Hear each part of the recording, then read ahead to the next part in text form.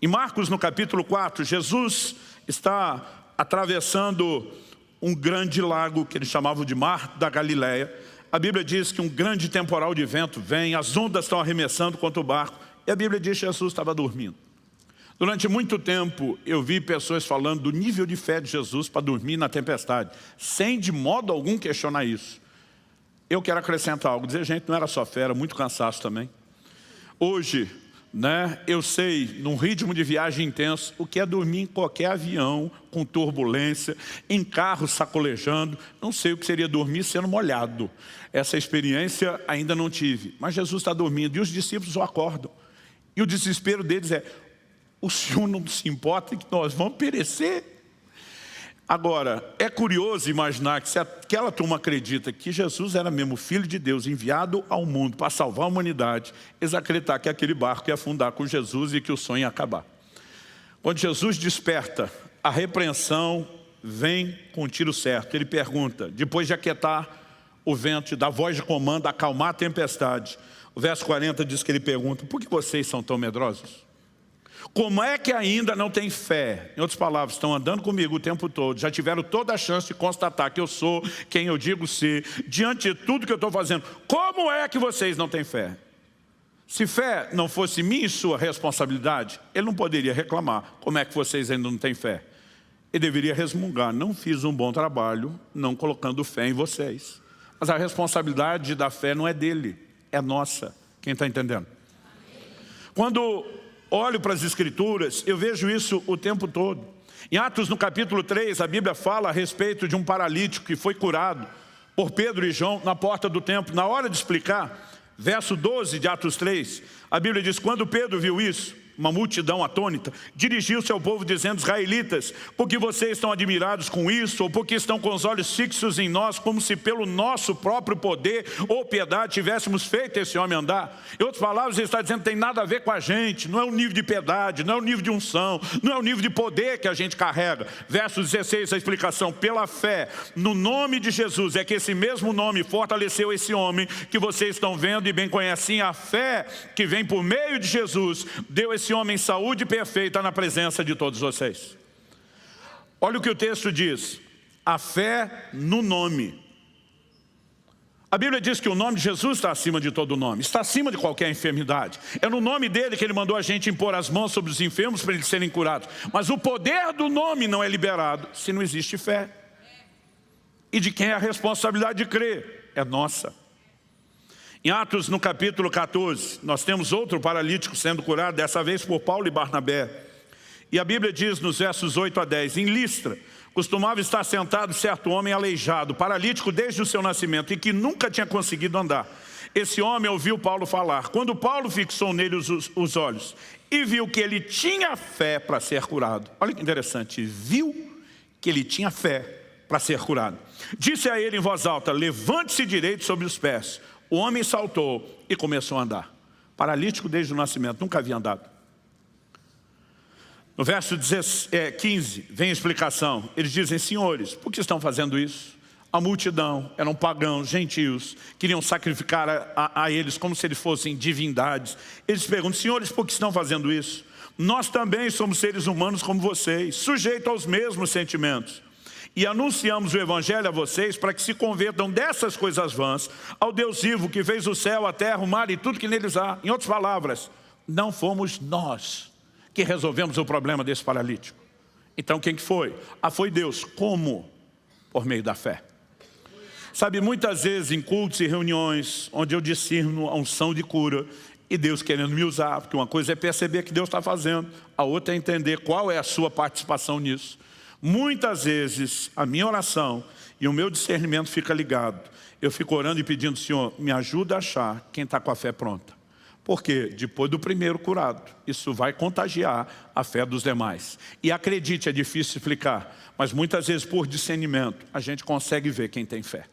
A gente consegue enxergar a fé, algo que não é visível aos olhos, mas pode ser discernido de forma espiritual. Em todos esses casos, nós vemos que a responsabilidade de crer está associada à pessoa e que isso desata o poder de Deus, aquilo que Ele queria fazer. Quando entendemos esse desenho, fica mais fácil compreender o que eu falei antes de João 11:40. Não te disse eu, Jesus afirmando, que se creres, verás a glória de Deus. É um condicional, se crer, verá. E se não crer, não vai ver. A responsabilidade de crer é toda nossa.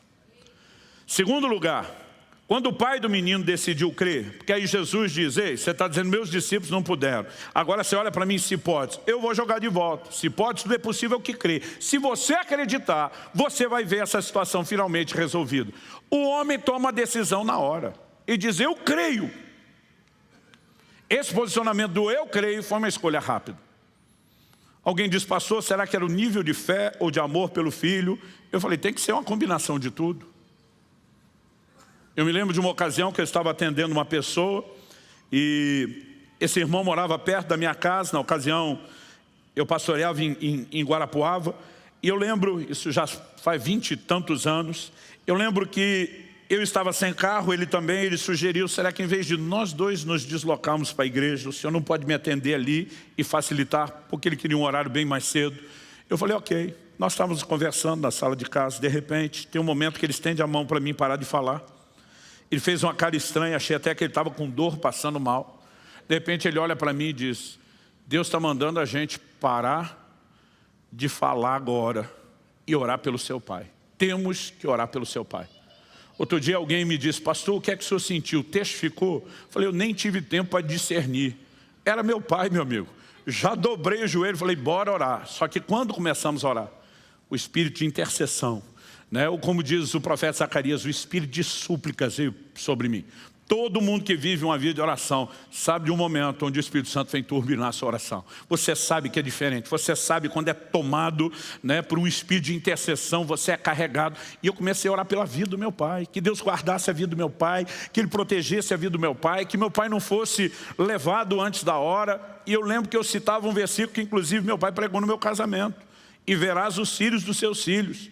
Naquele momento, meu pai tinha conhecido a primeira neta da família, né? A Rafaela, que é do meu irmão mais velho. Mas a Kelly estava grávida do Israel, meu primeiro. A Juliana, esposa do Paulo, meu irmão mais novo, estava grávida do Samuel. E meu pai não tinha visto nenhum dos netos, não tinha o plural, os filhos dos filhos. E aquela lembrança veio, eu sabia que era o Espírito Santo. Eu comecei a orar e dizer, teu servo declarou a vida inteira que acreditava ver os filhos dos filhos. Não aceito que ele vá antes de ver os filhos dos filhos. Eu não sei quanto tempo, mas foi um pouco mais de meia hora que nós oramos. Até que aquele peso de intercessão saiu. Quando finalmente o peso saiu, me veio um alívio, aquela certeza de intervenção de Deus. O telefone toca. O telefone na época era absurdamente analógico. Não tinha identificador de chamada, nada disso. Eu atendo, era aquele que discava com o dedo. Eu atendi, mas apesar de não ter identificador de chamada, eu sabia que era minha mãe ligando. Minha mãe, com a voz emocionada, embargada, disse, filho, para tudo que você estiver fazendo, vá orar pelo seu pai. Ele teve um infarto que os médicos classificam no nível fulminante, muito sério, né? Ela falou assim, para tudo. E eu lembro que eu falei, mãe, eu não vou orar. Ela do outro lado, o quê? Eu falei, a gente estava orando antes da senhora ligar. Deus mandou parar tudo. Eu falei, que hora isso aconteceu? Porque nós começamos a orar às 9h20 e pouco. Ela falou, perto das 9h30. Eu falei, essa batalha já foi ganha. Papai sobrevive. E papai sobreviveu. Sabe, se você me perguntar se na hora que eu recebi a palavra daquele irmão eu tinha o mesmo nível de fé como se fosse uma revelação minha, eu não tinha não. Mas entrou um misto, é meu pai. E depois, quando eu comecei a orar, algo acendeu dentro de mim. Quando Deus foi me dando aquelas palavras, agora eu tinha fé pelo combustível que Ele estava me dando. Eu não sei o que aconteceu com esse homem, mas ele toma uma decisão. E ele diz para Jesus, eu creio. Ao mesmo tempo ele diz, mas me ajuda na falta de fé. Mas e aí, pastor, o homem cria ou não cria? Ele cria, mas sabia que não cria tudo que podia crer. Mas ele decide usar a metade do copo cheio, acreditando que Deus pode preencher o copo depois. Quem está entendendo? Então, duas coisas que você precisamos entender. Primeiro, depois de definir a responsabilidade de crer, que crer é uma decisão. Segundo, a gente tem que usar o que tem. Gente, crer não é um sentimento.